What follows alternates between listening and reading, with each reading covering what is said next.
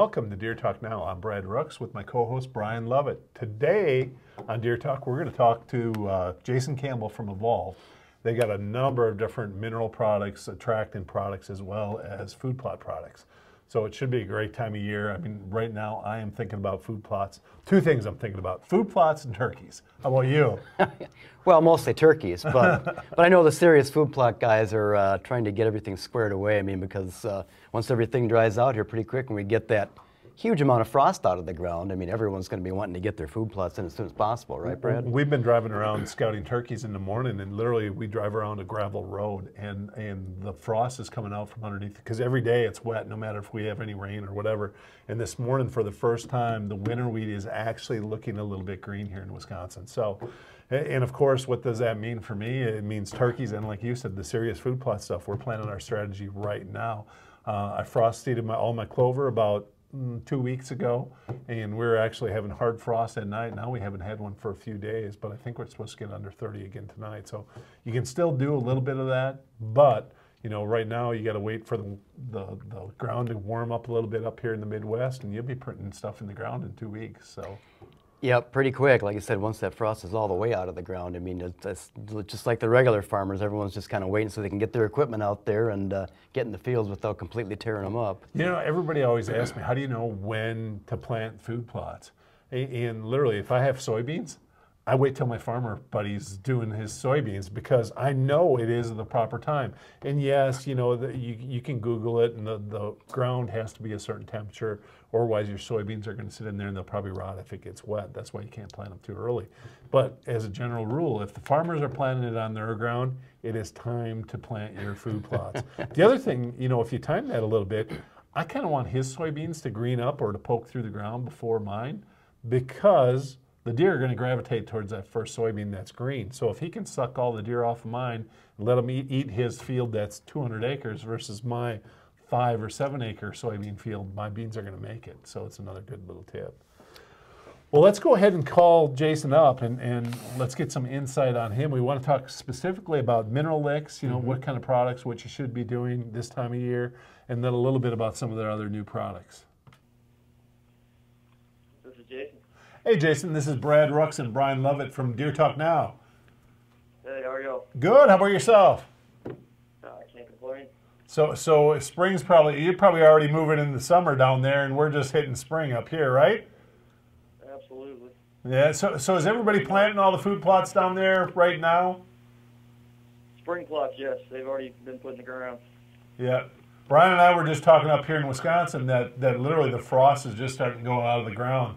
The winter wheat here that was planted last fall is literally just starting to turn green. So that's how far behind you we are. But wow.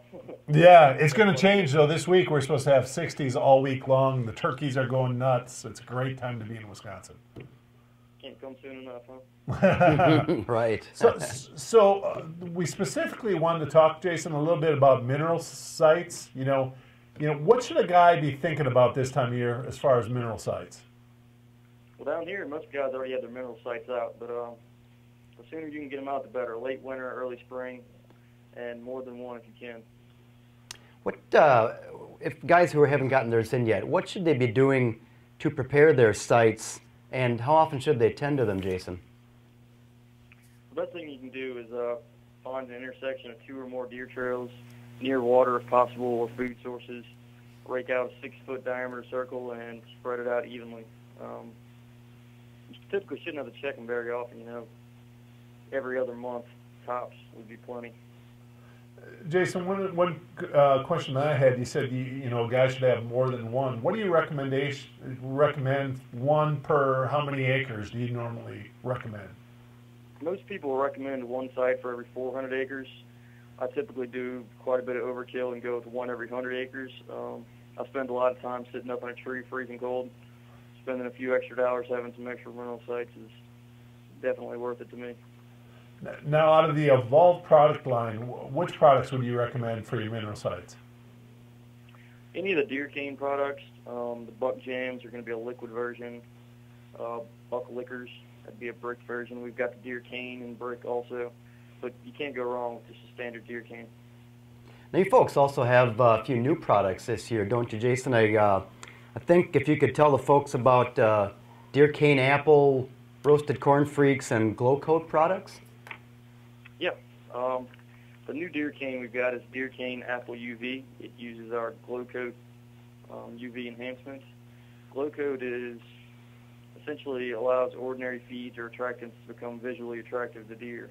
The way it works is a deer's eyes, unlike a human eye, lacks a third eye cone. It's the one sensitive to red and orange, which is what allows us to wear hunter's orange without being seen. Another difference is deer's eyes have no UV filter, unlike the human eye. Deer are typically shorter-lived animals than humans, so they don't need a UV filter. It's what allows them to navigate in low light and see in UV spectrum. So what makes this UV additive glow coat effective is it essentially makes feeds visible.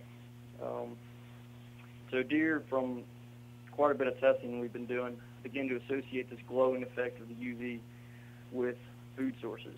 We've got picture documentation of deer walking directly to otherwise unappealing objects, rocks, rebar, basically anything we put glow coat on after they've been accustomed to eating glow coat enhanced foods. So essentially they don't have to be downwind to locate food or attractants that have been treated with the glow coat. It's pretty cool. How long have you guys been experimenting with the glow coat product before you brought it to market? I'm sorry, what's that? How long have you guys experimented with the glow coat product before you brought it to market? I hunted with it all last year and did some side-by-side tests and stuff like that and had great results. Now, I'm just curious, and this comes from, you know, a pretty die-hard guy. Right when you put it in, were the deer immediately attracted, or did it just take them a while to figure out, yeah, there's nothing scary about this, yeah, it's regular food, and then all of a sudden, as soon as they see it, they associate it with food? Is that correct or not? Yeah, I mean, because they were attracted to what we were putting the glow coat on already, it didn't take them long to warm up to it. Okay. So once we started doing side-by-side tests, they definitely preferred the products that had been treated with the UV-enhanced glow coat. Wow. Now tell us about some of the other new products people can expect from Evolve this year, Jason. We've also got the Deer Cane RTH, which is a ready-to-hunt spray. Basically allows you to spray natural browse, feeds, or attractants and put a liquid mineral on them that's UV enhanced. You can essentially steer deer right where you want them. It's going to be great for bow hunters. You got a thin lane to shoot, coated bush, briars, honeysuckles, anything, and they're going to walk right to it. It works great. So that's going to be a good one. We've got Dirt Block. It's a protein feed block. It's 15% protein. Real easy to carry. Set it and forget it, really. Another good one for bow hunters. Put them right where you want them. The Dirt Bag is a 17% protein, 14% fat feed. It's got calcium and phosphorus, which are both critical for antler development. It's got some dehydrated molasses in it, and it also has the glow coat enhancement. I hunted over it all last year, and it's by far my favorite new product for 2014. Nice. You know, a lot of people, you know, or at least here in the state of Wisconsin, there's quite a few people that can't bait, but some of these products like your glow coat or your spray, you can actually use those, right? Because they're truly not a food-based product, or you know, you're just using natural vegetation that's really enhancing it, correct? Well, it's going to be on a state-by-state basis, but most states that have laws against feeding say that if it has nutritional value, you can't use it. Yeah. All these products with the UV in it would have a nutritional value. They're going to have minerals in them. So I'm not sure you'd be able to use them there. You'd have to check with your state agency. Okay, and that's great advice no matter what. I mean, no matter where you hunt, and you always got to check the regulations because everybody's tagging system's a little bit different, and it's confusing until you start hunting in multiple states. Right. Let's talk a little bit about the food plot line. I know you got a number of new products over there as well. What's new over on that side of things, on the Evolve side? The two biggest ones that I was most impressed with for this year are the alfalfa plot mixer we've got and canola crush. The alfalfa we've got is a particular strain that's heat and drought tolerant, which is pretty rare for alfalfa. Out here in Louisiana, we really couldn't hunt over alfalfa like ever. And I planted some last September just to see what would happen, and it grew great. It's actually still growing, which is amazing. To get alfalfa to grow in South Louisiana is basically unheard of. It's highly palatable, high in protein. It's really going to be impressive. It's in the plot mixer bottle, so you can add it to any of your favorite existing food plot seeds or plant it straight. I did both and loved it. Those little plot mixer bottles that you have are cool. Of course, we didn't have the alfalfa one, but you had sent up some stuff last year, and this one is a chicory. Again, you know, if you guys aren't thinking about frost seeding down there, but up here in the Midwest and a few of the states, you can actually still be frost seeding. These are a great way to take a clover plot or a clover and chicory plot and do a little bit of frost seeding and really regenerate that entire plot. So this is one of the best ideas I think you guys ever came up with the little bottles of plot mixers. I love that idea. Yeah, we've done well with them. I've heard you say a couple times how you hunted over new products last year when they were, you know, prototypes, I guess. So I mean, I guess that kind of speaks to how your company philosophy is, that you folks are hunters, and these are the genesis of a lot of these products is for and because of hunting, right? Oh, absolutely. We do quite a bit of testing before we ever bring anything to market. I'd be lying to you if I said I didn't love doing all the testing myself. I suppose you're starting to test all the new stuff for 2015 right now, aren't you? Yes, sir. Loving every second of it. Very, very cool. Anything else in the works on Evolved? I mean, as a stable for spring plots, what do guys out of your product line, what are people normally planning for spring plots? Spring plots, we've got a new one for this year. It's the Spring and Summer Crush. It's a throw and grow. It's got sun hemp in it, turnips, and then, of course, the tetraploid ryegrass. So that's going to be a great one. We've already got some of that in the ground, and it's been working really well for us. Now, do you like blends, or, you know, a lot of your products are blends. Why do you go with a blend rather than a pure, you know, a pure product? Well, it gives you a little more versatility. If you have a little drought, some strains are a little more drought resistant, and it gives you an all-season plot, really. Like the 7-card stud, for example, you'll have turnips and all that will come up late, and deer will typically get those after a freeze once some of the sugars fixate towards the leaves. Yeah. So it really gives you a little more versatility. Of course, everyone's thinking about turkey hunting right now, especially down in Louisiana there, but what kind of stuff do you like to plant for turkeys and plots? The bones and beard is typically what we plant for that. What's in the bones and beard? Specialized just for that one. What type of products are in there? I'm sorry? What's in the bones and beard mix, Jason, as far as types of seeds? The bones and beard has oats, wheat, small burnet. It's got white clover, red clover, and chicory in it also. So that's a good blend during drought as well, because small burnet does really well in dry conditions or poor soil conditions, correct? Absolutely. Yeah. It does, The other thing well I always tell wide people soil about the pH blends, range also. you know, one thing that I like about the blends is that overall, whitetails like to go to a buffet. I mean, they don't like to eat in one particular product. So if you have that blend, you're more likely to keep those whitetails in a longer time in that plot, correct? Sure, sure. Yeah, absolutely. What's your favorite out of the Evolved line? What's your favorite product? The one I planted the most was the 7-card stud. It was just a great all-season plot. Had a lot of luck with it. Yeah. As the name would imply, it's got 7 different seeds in it. It's got oats, triticale, winter peas, crimson clover, forage turnip, forage chicory, and daikon radish. The radishes were really a hit later in the season. Yes. Up here, it's hit during the rut. Normally, we have our first frost, believe it or not, in about the first week of bow season, September 15th. We're going to have our first frost. Wow. First hard one is normally October, right around October 1. Yep. So I guess the radishes are good for you all a little earlier. Yeah, absolutely. What, you know, up here, and that's a good information. You know, as a general rule, you always have instructions on your bags what time of year to plant it. But literally, I mean, it really varies by how far north you are, because I have to plant my stuff even a little bit earlier than you would in southern Wisconsin. So, because we're further north. So, as a general rule, like our brassicas, our turnips, rapes, your 7-card stud, I would normally plant that at, you know, at the end of July is when I would get that in, compared to when you planting it down there. We're planting about Labor Day weekend is when we're planting usually. Yeah. South Louisiana. I can't imagine bow hunting over radish. It's almost mind-blowing. Yeah. Hey, what's even more interesting is that's an acquired taste of those whitetails. And literally, you know, they're not supposed to hit them until they freeze, you know, is what all the manufacturers tell you. Our deer are so used to them that the minute they start coming out of the ground, if there's no other preferred, you know, food source close, or if those radishes are close to the bedding area, those deer are going to hit those radishes before they go out to those big destination plots. So Wow. we've had them eating them already before they froze in August. I got tons of photos of you eating them. So it's always I interesting. mean, from what I've seen on the Gulf Coast, they won't touch them until after a freeze. But once they do, it's like a light switch. They just mow them down. Yeah. Yeah, what's kind of funny is once they do freeze hard, if there's not a big field of them, they can pretty much decimate your food plot in, you know, a couple days up here.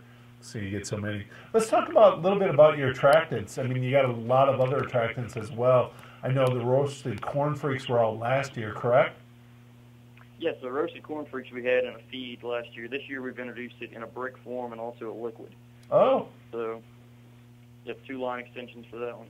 Was that one of the more popular attractants that you had last year then? Yeah, the roasted corn freaks did really well for us. I think it was our top 3 in the attractant line. What were the top 3 in order? The apple crush does really well, and sugar beet crush also does really well. Deer cane, you know, it's been top 5 for going on 20 years now. So those are definitely the top 3: apple, sugar beet, and roasted corn freaks. Nice. So if a hunter's only going to buy one, which one would you say to go get? Ooh, tough call. If I'm going to pick a new one for 2014, I think I'd have to go with Dirtbag. After hunting over it last year, I just had amazing results with it. I put it out, and within hours, I had pictures on my trail camera. Wow. And tell us a little bit more about that product, because that's, to me, it's very interesting. The Dirtbag, well, kind of the marketing logo behind it, it looks like dirt, attracts like crazy, and when you dump it out, it looks like dirt. It's real high in protein, but the dehydrated molasses is what I really believe gives it the extra kick. I mean, it smells like syrup. It's really something. And So- the glow coat obviously helps also. We did some side-by-side tests with the Dirtbag without the glow coat and with the glow coat, and it was pretty staggering. I believe that because a whitetail does, you know, sight is such an important factor of that. And once they're used to coming to something or seeing something, they're going to be attracted. It's one of the coolest. I thought it was one of the most unique products probably at ATA and SHOT Show this year, just because I can see how that would work so quickly. And then once you get them trained to that, you can easily glow coat, you know, some of your natural vegetation around your tree stands, even if you don't have a food plot there. So Right, and you can do that with the deer cane RTH. You can pretty much treat anything you want with the glow coat. nice, We nice. did some pretty unique tests and sprayed basically crop circles with the deer cane RTH in giant bean fields, and deer would come just mow it to the ground, exactly where we'd sprayed in giant circles. I'm talking about to the dirt. Really, Pretty cool time-lapse videos we've got of it going on. very cool. Can folks see that on your website at all, Jason? Oh, it will be. It's going to be in some commercials as well. Okay. So Yeah, excellent. We'll definitely be marketing that. So what do you got planned for this fall? Do you have a lot of stuff planned yourself or not? I'm trying. 'Cause it sure sounds like you get to hunt more than us. Hey, it's a common misconception. I'll tell you that. Hey, it's product testing in your case, right? That's right. R&D. R&D, there we go. We'll leave it at that. Hey, is there anything else you want to talk about? I think those are the big ones for this year. Those are the ones I'm most fired up about for sure. But just can't stress enough the importance of having mineral sites. You got about a 120-day window for antler development, so getting your mineral supplements in is important. There's really only 2 ways deer get them. The long way is minerals are absorbed in the plants, deer eat your food plots, and then they absorb the minerals, or you can set out some mineral sites. It's so much easier and more effective just to have a few mineral sites. Yeah. And it's really a whole lot cheaper than doing food plots. Not that you can get away with doing one over the other, but it's too easy not to do it, and I think a lot of hunters really miss a good opportunity. But if you can do both, I mean, it's a good 1-2 punch. Oh, absolutely. No doubt about it. You know, the other thing that you see a lot of hunters get frustrated because they're not getting all buck photos, but you got to remember as a hunter, if that doe is coming in there, she's probably healthier. She's going to produce a healthier fawn. She's going to bring that fawn with them. And if you can get that little fawn, buck fawn especially, into the minerals when he's growing up. The second year, he's probably going to have a larger rack, and definitely when he's 4 and 5, his bone structure and everything else is going to be so much more enhanced than a deer that's not using minerals. Right. I mean, minerals are especially important for young deer. Once there's a mineral surplus in deer's bones, they can then allocate them to antler development, which is why you really see a huge amount of improvement in a 4 and 4.5-year-old deer over a 2-year-old buck. Once their skeletal structure is fully developed, then all the minerals they take in are going into developing the rack you want. But you're not going to get it out of a 1-year-old deer. It doesn't happen. Absolutely. Everything's going in the bones. Well, Jason, I don't really have any more questions. I don't know, do you have anything else for him, Brian? Or no, just appreciate you taking us through your product line and kind of explaining to folks the importance of mineral sites and that critical antler growing period. Appreciate it very much, Jason. No problem. Always a pleasure. And if you need another product tester to come down to Louisiana, say in like January or so, just give Brian or I a call. We'll come down there and give it a test with you, okay?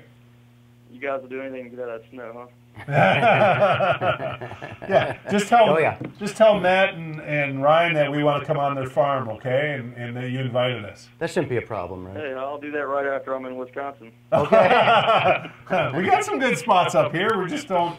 It's going to be a strange year this year with the winter kill, and I don't know. I don't have high hopes for our home state here, to be honest with you. Yeah. I'm not sure I've got enough clothing to come up there. Hey, we appreciate the time with you. Take care. All right, fellas. Thank you. Yep, bye-bye. Thanks. Bye. Evolved and Wild Game always have so many products. It's when you go to their booth at like the ATA or SHOT Show, the industry trade shows, it is truly amazing the number of new products they have. It's just like, wow. Every product line has 3 or 4 different products under that line. So it's really hard to get a good feel about what is the best product in their line. Yeah, I remember just looking at them last year, I think at an event we attended in spring and just being blown away by the number of SKUs they had. And of course everyone has a specific niche too in terms of whitetail nutrition or attractants, so it's really a well thought out platform they have with all the products. So. Yeah, and they all definitely work, but whitetails in any region of the country always have a preferred. So that's why you got to buy more than one, because you really got to test them to find which one that is. And once you have it, you're going to have the most attractant, popular attractant. Right. So it's a perfect way to go. Anyway, I'm fired up for turkey season. This weekend's youth period, so hopefully we have some success. I know you're going to be out there. I'll be out there. It's a great time. It's supposed to be 50 to 60 degrees. Yeah, a little rain in the afternoon, but we should be okay. So, kind of start spring here, hopefully with a bang, and see where we go from there. And since we're both here this week, next weekend, or next Wednesday is the first week of turkey season for us, first period, I think we'll let Dan Schmidt run the show by himself next week. He can handle it, yeah. Absolutely. So I'm Brad Rux. This is Brian Lovett. That's it for Deer Talk Now. Join us next week, and we'll have another great show.